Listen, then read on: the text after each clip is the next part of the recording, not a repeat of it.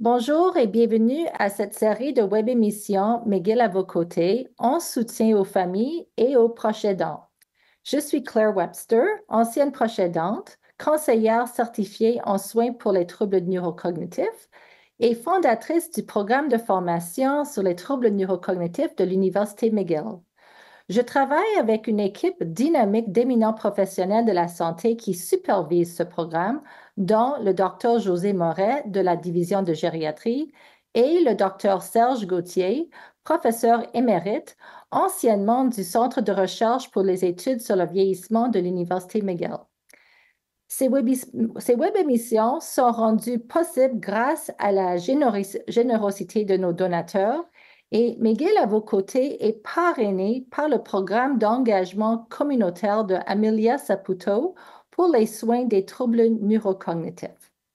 Le programme de formation sur les troubles neurocognitifs de McGill offre une gamme complète de ressources gratuites pour éduquer et soutenir les personnes atteintes des troubles neurocognitifs, les proches aidants, les professionnels de la santé, les étudiants en médecine et le grand public. L'une de nos ressources les plus importantes est ce guide-là qui est disponible en 14 langues différentes. Ça peut être téléchargé gratuitement et vous pouvez obtenir une copie imprimée sur Amazon. Nous avons aussi le plaisir de lancer un nouveau cours en ligne gratuit destiné à former et à soutenir les partenaires de soins des personnes atteintes des troubles neurocognitifs. Les cours se présentent en 10 modules d'apprentissage autonome que l'apprenant peut parcourir à son propre rythme. Alors aujourd'hui, nous allons aborder le sujet prévenir le déclin cognitif pour vieillir en bonne santé. Et je suis très contente d'avoir un invité spécial, le professeur Sylvie Belleville. Elle est reconnue pour ses travaux portant sur l'entraînement cognitif, sur la prévention du déclin cognitif et sur les changements cognitifs dans le vieillissement et le trouble cognitif léger. Elle a également développé un important programme de recherche en neuropsychologie du vieillissement et de la démence et a contribué à une meilleure compréhension des déficits neuropsychologiques chez les personnes présentant les premiers signes de la maladie d'Alzheimer ou un trouble cognitif léger. Professeur Belleville est titulaire de la chaire de recherche du Canada en neurosciences cognitives du vieillissement et plasticité cérébrale, professeur titulaire du département de psychologie de l'Université de Montréal et chercheur au Centre de recherche de l'Institut universitaire de gériatrie de Montréal. Alors, elle est mon invitée aujourd'hui. Bienvenue à McGill à vos côtés. Alors, écoutez, je vais parler de prévention du déclin cognitif, de vieillissement en santé, de cerveau en santé. Juste un petit mot pour cette diapositive pour indiquer mes conflits d'intérêts potentiels. Alors, et j'aimerais commencer en parlant de cette notion importante qu'on appelle la réserve cognitive. Parce que vous allez voir que dans ma présentation, aujourd'hui, notre discussion, on va se poser la question de comment on peut faire pour augmenter sa réserve cognitive dans le but, évidemment, de protéger sa cognition quand on vieillit. Alors, qu'est-ce que c'est la réserve cognitive? Ben, c'est pas très, très différent de la réserve que vous avez chez vous. Voilà une belle réserve, quelqu'un qui veut vraiment avoir beaucoup, beaucoup de choses au cas où. Alors, une réserve, c'est quoi dans nos maisons? Bien, une réserve, c'est que on va avoir plus de choses dont on a besoin parce que si à un moment donné arrive une panne d'électricité, par exemple, et on est pris à la maison pendant 2, 3 jours, bien, on peut aller puiser dans cette réserve pour ne pas souffrir de la faim. Donc, une réserve, c'est ça, c'est comme quelque chose qui est là pour nous aider quand arrive quelque chose de problématique. Alors, on va voir qu'on a un peu la même conceptualisation pour ce qui est du cerveau. Et pourquoi on a amené cette notion de réserve chez les chercheurs?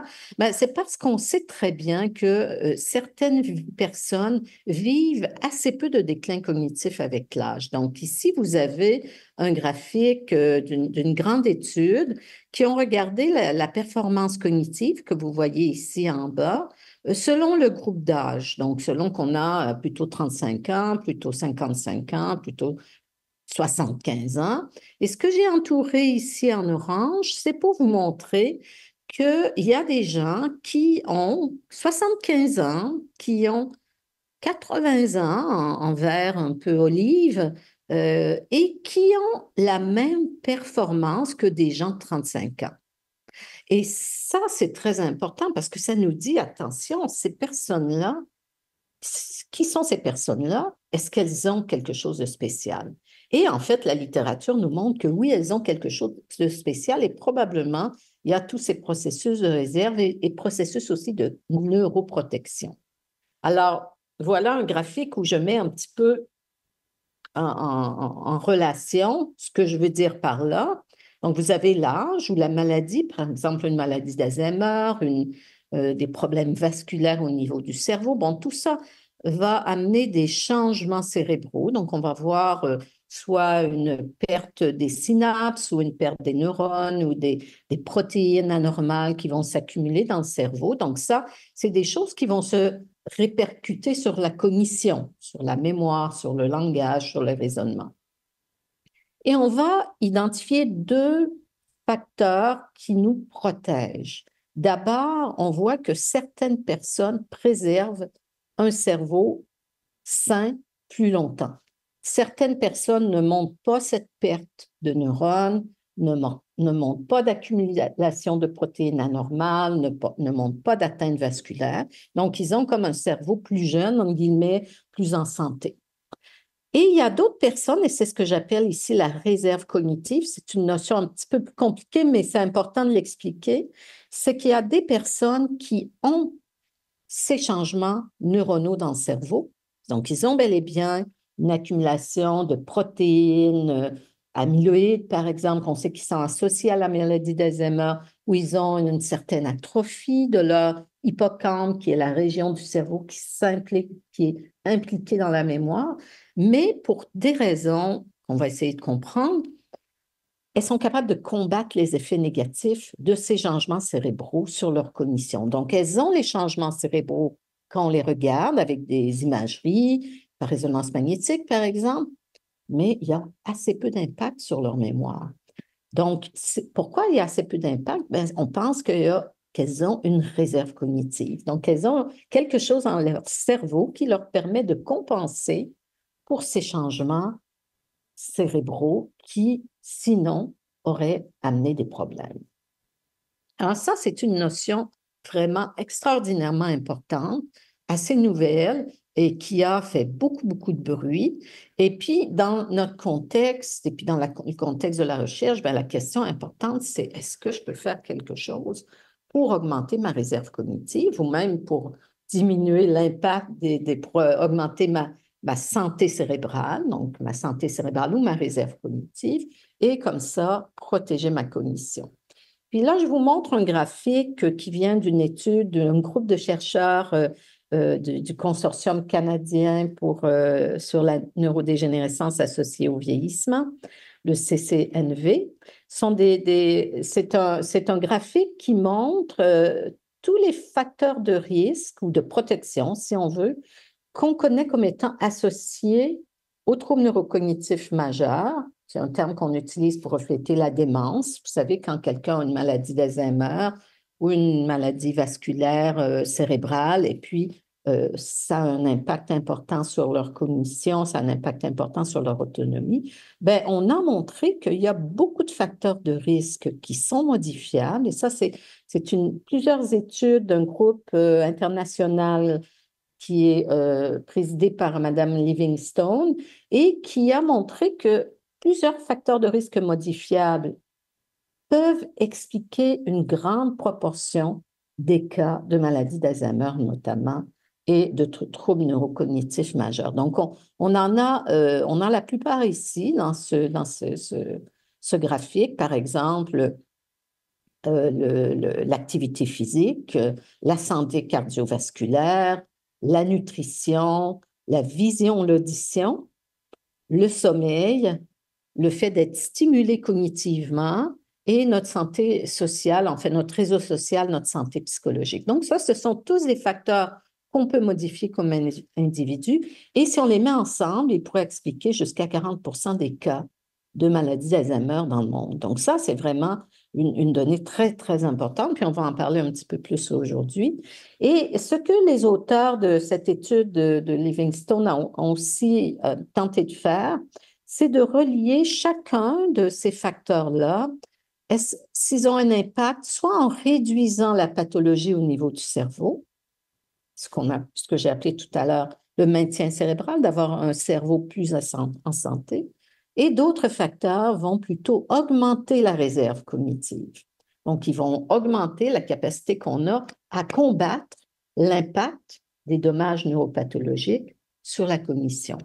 Donc, par exemple, ces chercheurs ont proposé que l'hypertension, le fait de fumer, par exemple, l'obésité en milieu de vie, donc tous les facteurs plus métaboliques et vasculaires, pourraient avoir un impact au niveau de la santé du cerveau, alors que des facteurs comme les interactions sociales, le niveau d'éducation et le fait d'avoir une bonne audition, une bonne vision, pourrait augmenter la réserve cognitive. Et puis, l'activité physique, la dépression, la consommation d'alcool, ben, on pense peut-être, en tout cas, les chercheurs pensent que peut-être ça pourrait avoir un impact à la fois sur le fait d'avoir un cerveau en meilleure santé et puis le fait de pouvoir combattre l'effet des lésions quand elles arrivent. Donc, revenons un petit peu à notre graphique. De quoi va-t-on parler aujourd'hui? Moi, j'aimerais ça aujourd'hui vous parler de deux facteurs principaux. D'abord, la stimulation cognitive, le fait d'être cognitivement stimulé, quel impact cela peut avoir sur notre cerveau. Et puis, la santé, ce qu'on va appeler la santé sociale et psychologique ou les interactions sociales, quel impact ça a sur notre cognition. Donc ça revient finalement à cette question qui est, est-ce que je peux faire quelque chose pour augmenter ma réserve cognitive et pour protéger ma cognition? Et la première chose qu'on peut faire, c'est d'être cognitivement actif. Pourquoi? Ben, d'abord, ce que la recherche a montré, c'est que de ne pas être cognitivement actif, et là, c'est mesuré par plein de choses, ça peut être mesuré par le fait d'avoir une faible éducation à la base, mais aussi par tout ce qui est activité cognitivement stimulante. On va y revenir un petit peu tout à l'heure, à quoi je réfère.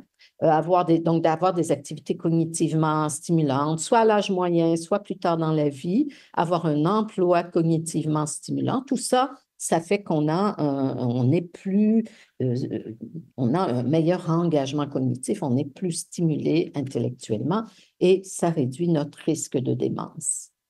Alors, pourquoi est-ce qu'on pense que c'est le cas? Ben, ça, c'est un graphique un petit peu compliqué, mais j'aimerais quand même vous le présenter. Ça peut vous intéresser. Ça, c'est une étude très influente qui a été menée par des chercheurs à Chicago.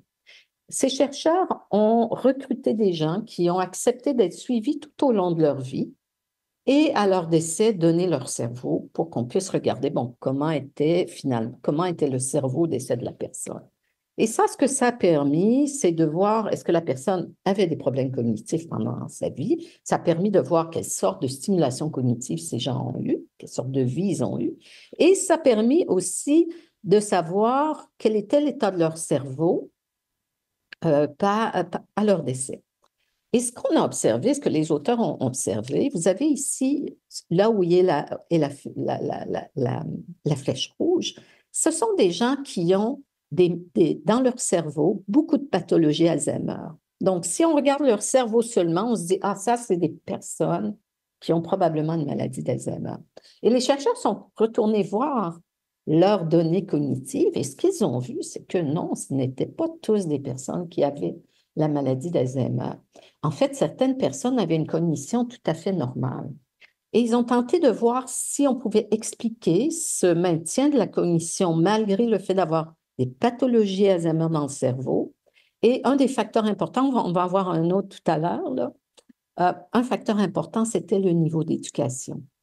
Aussi les activités cognitivement stimulantes, mais là, ce que je vous montre, c'était le niveau d'éducation. Ce que ça montre, c'est que quand on a une éducation très élevée, 22 ans, c'est quand même pas mal élevé, là, ben, on peut avoir ce degré de pathologie dans le cerveau et presque pas de déclin cognitif par rapport, notamment à des gens qui ont moins d'éducation.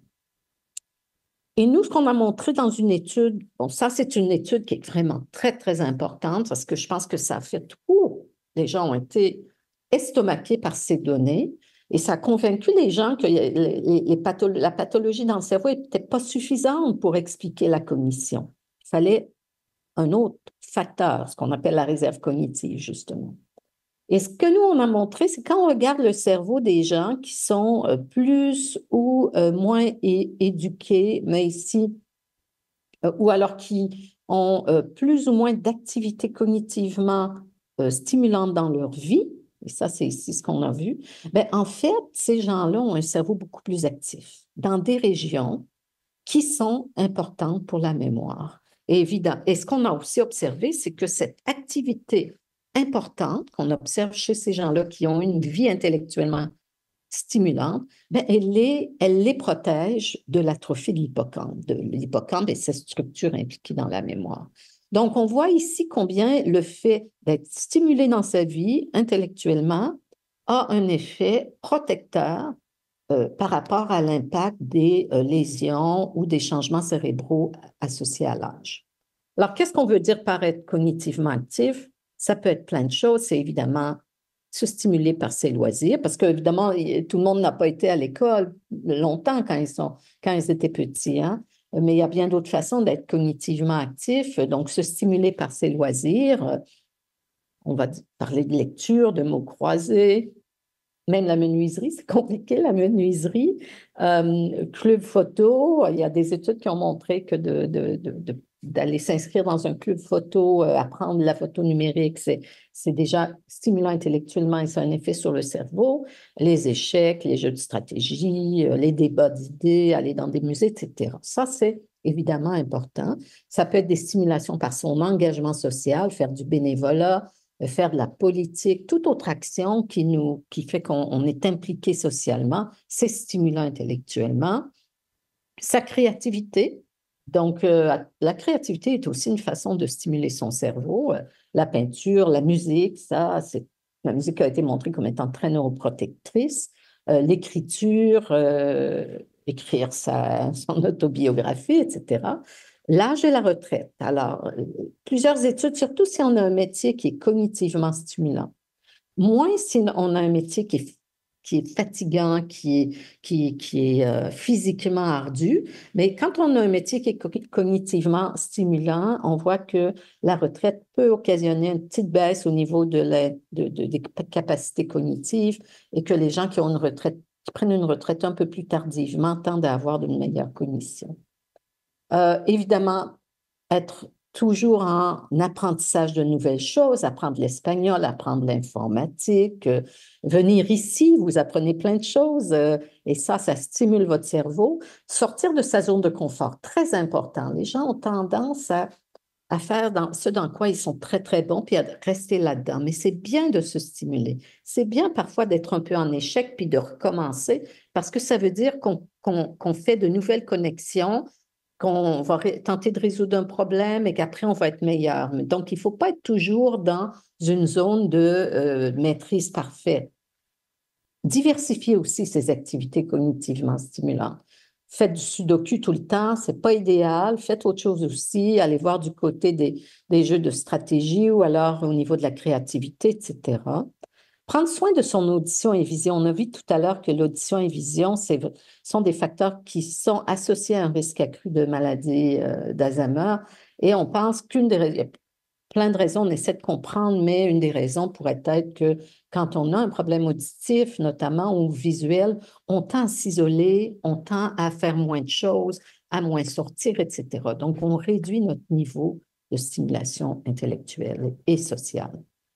On peut aussi explorer ce qu'on appelle les programmes de stimulation cognitive. Peut-être que vous connaissez ces programmes-là. Ce sont des programmes non pharmacologiques qui sont construits pour améliorer la fonction cognitive et qui vont faire appel à différents exercices pour apprendre, on va répéter des tâches, par exemple, cognitives, ou on va entraîner des nouvelles stratégies, des nouvelles façons de mémoriser, etc.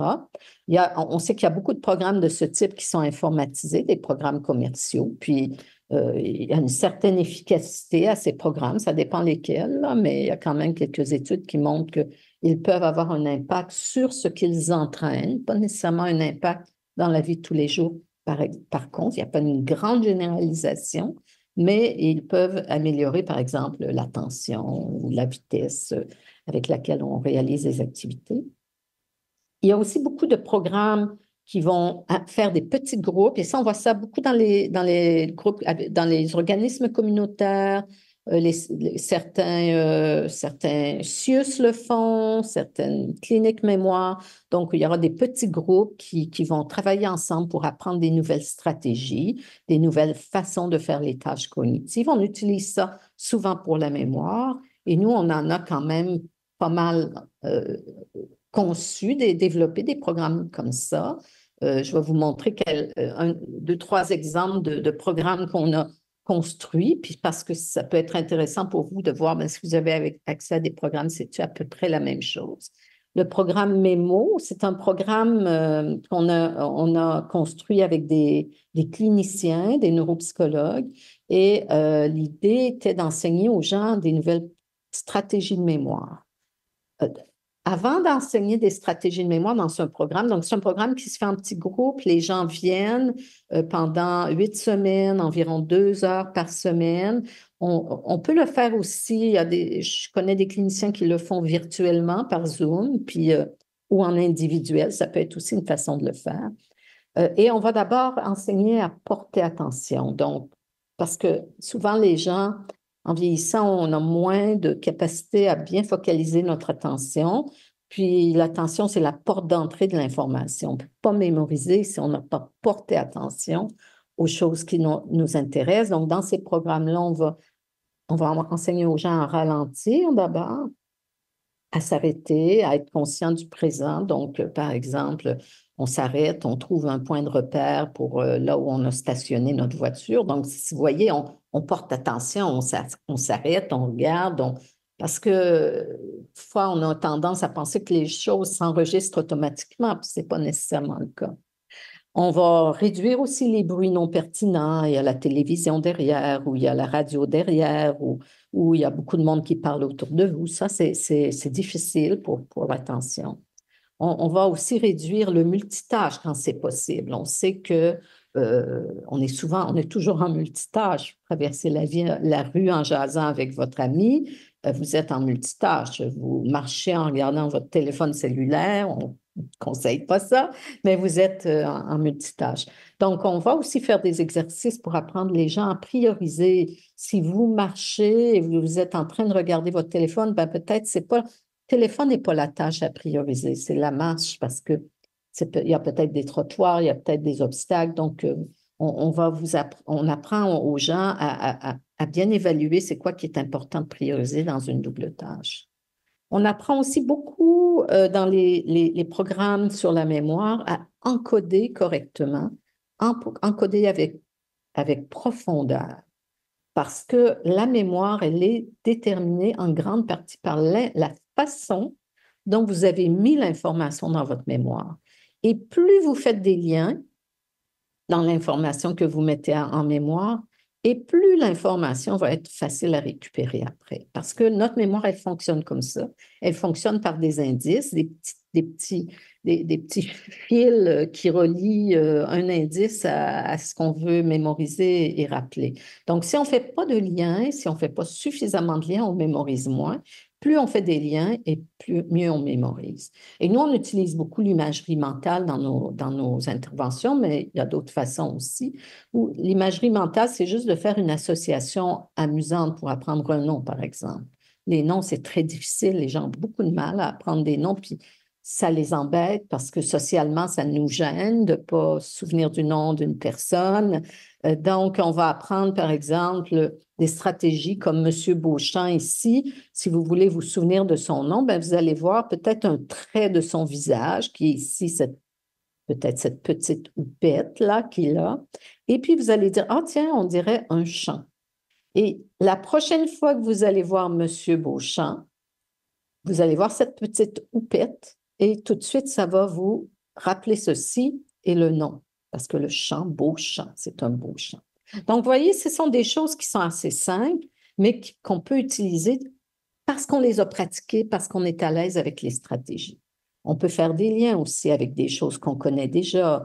Moi, mon professeur de 6e année, il s'appelait Monsieur D, je l'adorais. Si je rencontre un autre Monsieur D, ou Madame D, je vais faire le lien entre cette personne-là et Monsieur D et mon professeur de 6e année.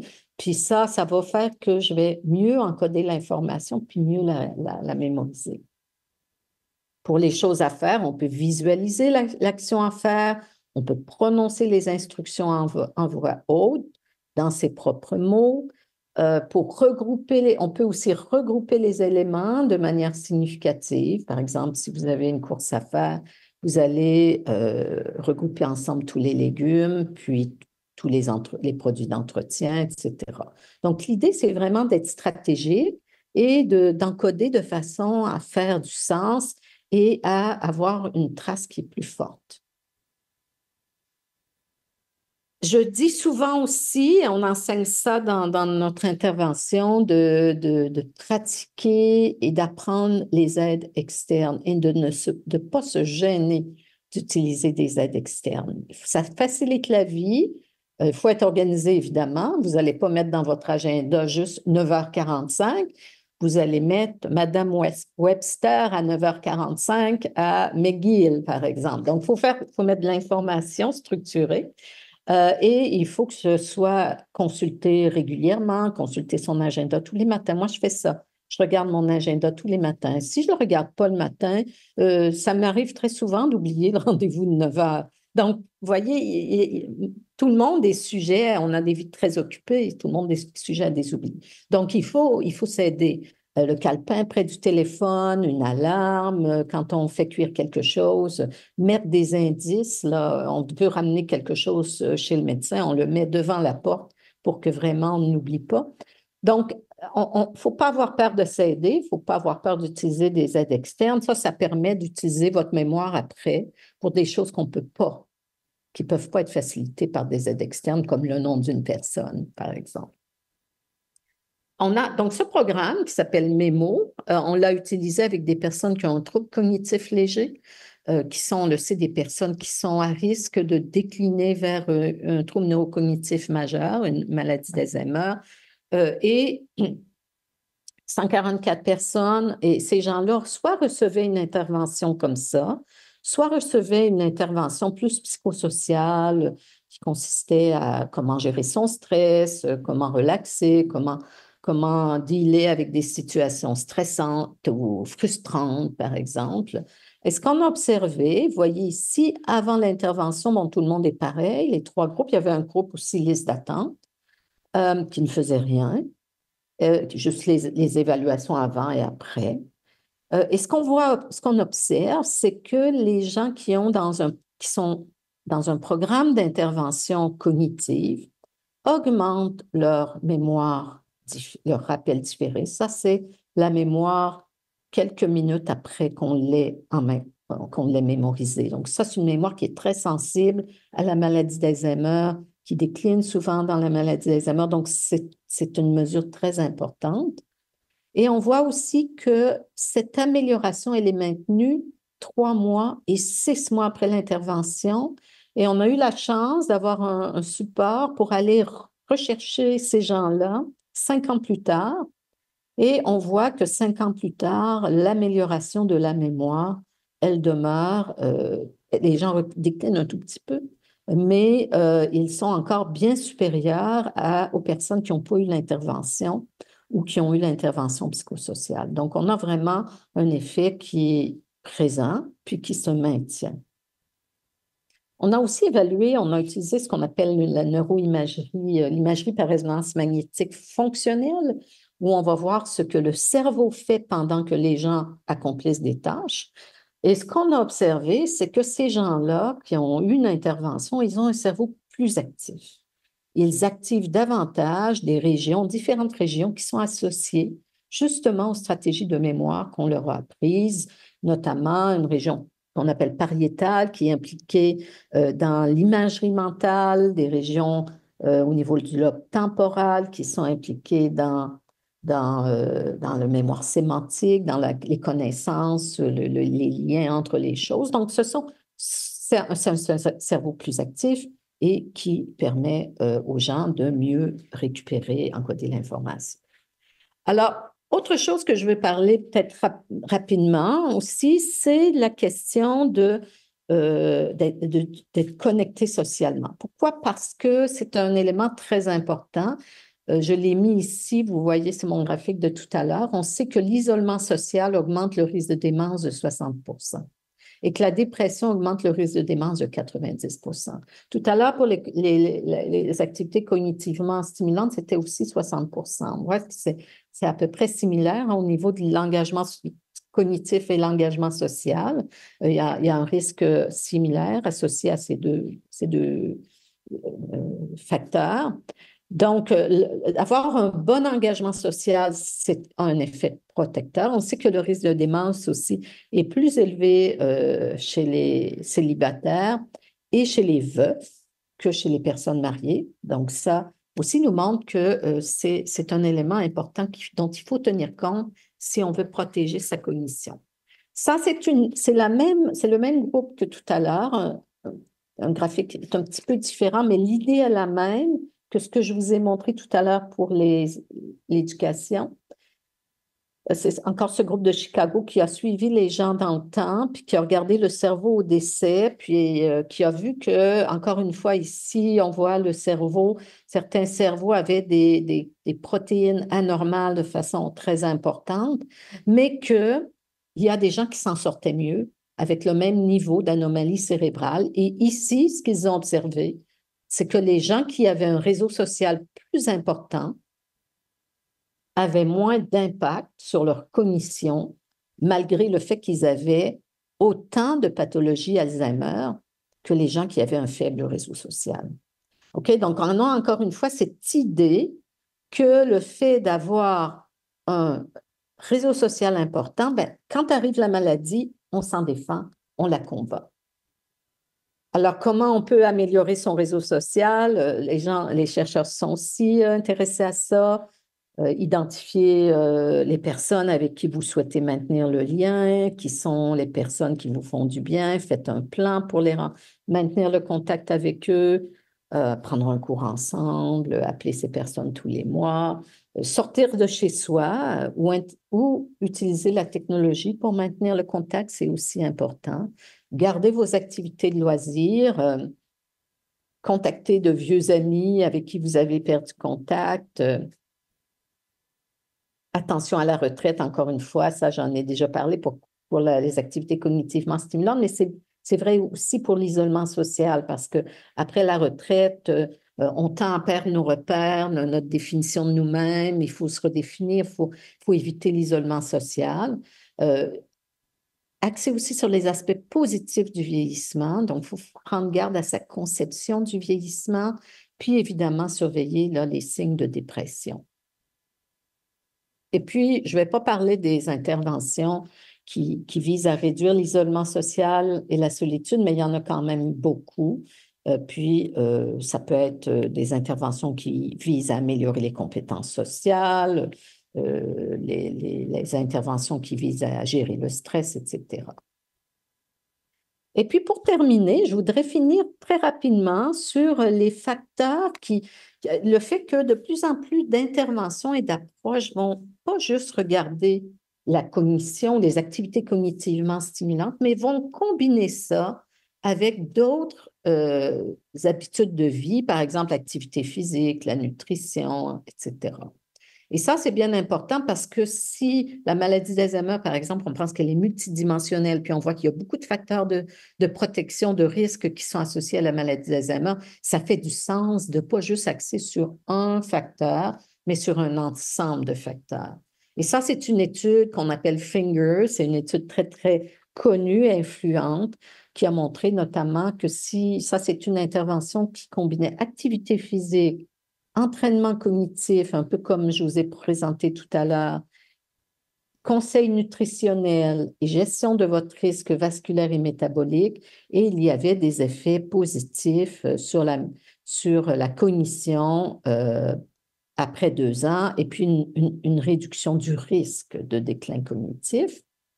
Au Canada, quelques programmes de ce type-là aussi, notamment Cerveau Pro, dont je vous ai parlé tout à l'heure, qui est un programme éducatif en ligne. On est en train de le tester, ce programme-là, mais l'idée, c'est d'envoyer du contenu avec des suggestions pratiques sur comment changer son style de vie dans ces 7 facteurs de risque dont je vous ai parlé tout à l'heure.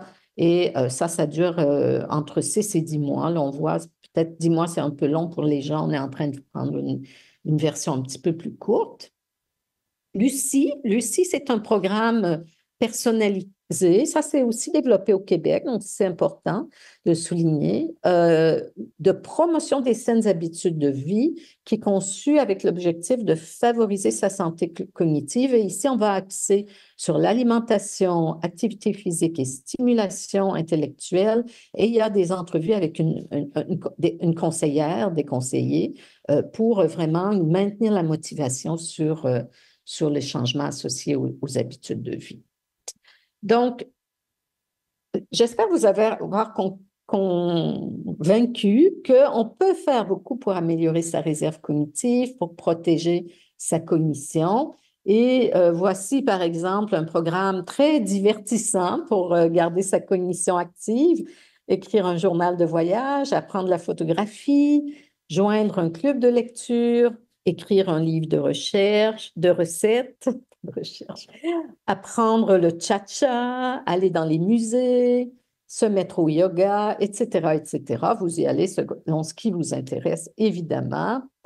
Et je voudrais terminer en vous remerciant de votre attention. Merci, Madame Webster, et merci à tous ceux dans mon laboratoire là, qui m'ont aidé au cours de mes travaux de recherche et les professionnels de recherche, mes étudiants, mes co-chercheurs, etc.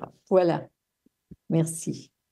Merci beaucoup pour cette présentation tellement, tellement intéressante. Et chaque fois que j'écrivais des notes et j'écrivais des questions, puis chaque fois vous avez répondu à mes questions. Parce qu'une chose qui me sort souvent, j'ai fait un webinaire avec Dr. Gauthier au mois de septembre concernant les 14 risques modifiables. Et Ouais. on parle toujours de l'éducation. Oui. Et je me pose toujours la question, OK, mais si quelqu'un n'a pas complété l'école secondaire, mais la personne peut-être peut commencer à travailler à l'âge de 16 ans, 17 ans, est très engagée dans son emploi, comme vous disiez, la menuiserie ou quelque chose. Est-ce que ça balance ou est-ce qu'il faut rester à l'école? Non, oui. Ben, écoutez, 2 réponses à cette question. Oui. Je me souviens à l'époque, il y avait Madame Obama, elle faisait beaucoup d'advocacy, on dirait en anglais, là, elle était très intéressée à amener les jeunes filles à rester plus longtemps à l'école. Et moi, j'étais très émue de ça parce que je me disais, peut-être qu'elle le sait ou peut-être qu'elle ne le sait pas, que quand elle fait ça, elle ne fait pas juste augmenter le sentiment de confiance, la place dans la société comme adulte, etc., les connaissances, tout ça, mais elle est en train aussi de les aider à se protéger de la maladie d'Alzheimer. Donc, pour moi, c'était très important parce qu'évidemment, surtout dans les pays moins développés, les femmes ont moins accès à l'éducation. Donc, c'est une action très importante. L'accès à l'éducation, l'importance, l'intérêt de l'accès à l'éducation, c'est qu'après, il y a tout un tas de facteurs qui vont découler, qui vont avoir lieu tout au long de sa vie. Par exemple, on va avoir un métier plus stimulant cognitivement, on va plus apprendre, on va être plus sensible aux messages de la santé publique. Donc, il y a des effets bénéfiques qui sont tout le long de la vie. D'ailleurs, le modèle de Livingstone le montre bien. La flèche, elle continue tout au long de la vie parce que c'est pas juste l'éducation au jeune âge, mais c'est tout ce qui se passe après, tout ce que ça entraîne. Donc, c'est sûr que si on n'a pas été à l'éducation, mais qu'on a tout ce qui s'entraîne, c'est-à-dire on reste stimulé intellectuellement, on n'a pas trop de stress parce qu'il y a le stress aussi, la pauvreté, hein, il y a plein de choses qui sont positivement associées à une plus haute éducation. Donc, si vous avez une vie qui est cognitivement stimulante, évidemment que ça, pour moi, le ratio est tout à fait positif. Donc, on peut faire quelque chose tard dans la vie, absolument. J'ai beaucoup, beaucoup apprécié votre diapo qui a montré comment être cognitif actif parce que vous montrez les jeux de société, faire même du bénévolat, être vraiment engagé. Puis je pense que c'est ça le message, de faire notre possible tout le long de notre vie, de rester vraiment engagé. Absolument. Et puis des fois, ça peut varier un peu. On a des circonstances de vie qui peuvent faire que là, bon, je n'ai plus de temps, je m'occupe de mes enfants. Là, bon, ça aussi, moi, c'est très important aussi pour moi de ne pas avoir un message qui est trop culpabilisant. De dire, bon, il n'est jamais trop tard. Et d'ailleurs, le message de je pense, l'ADI, Alzheimer's Disease international, Oui, oui, c'est jamais trop tard, jamais trop tôt. oui.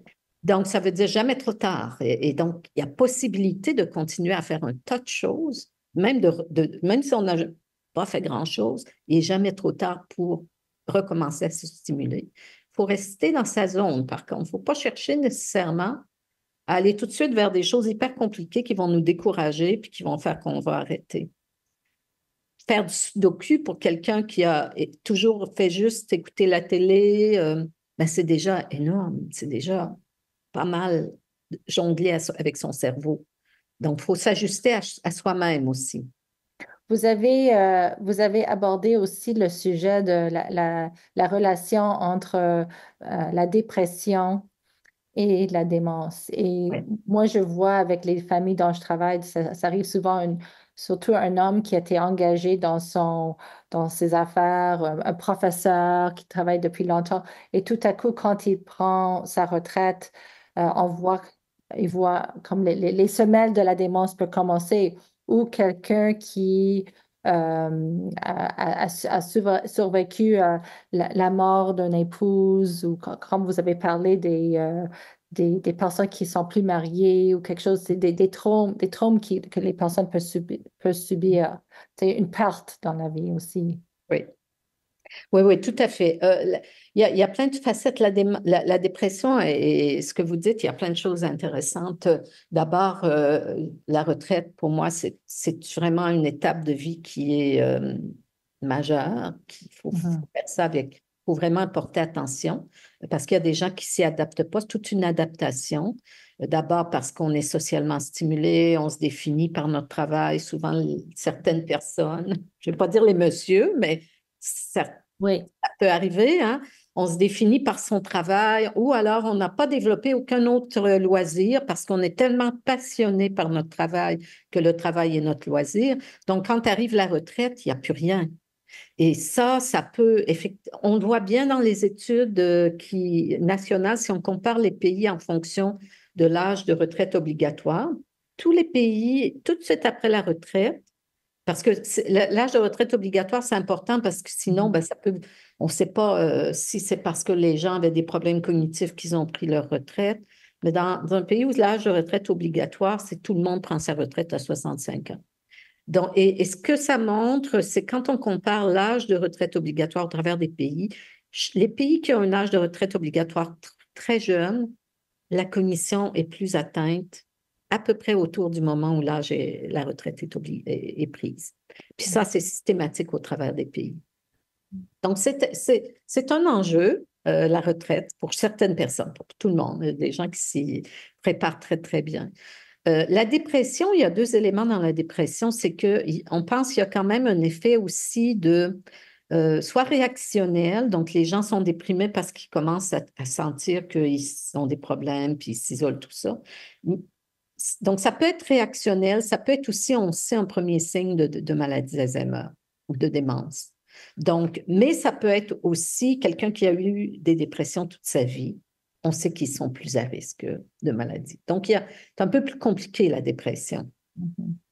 Mais, professeur Belleville, merci, un gros merci d'être avec nous aujourd'hui. Je sais qu'il y a beaucoup de personnes qui vont bien apprécier votre présentation et vraiment, merci beaucoup d'être avec nous.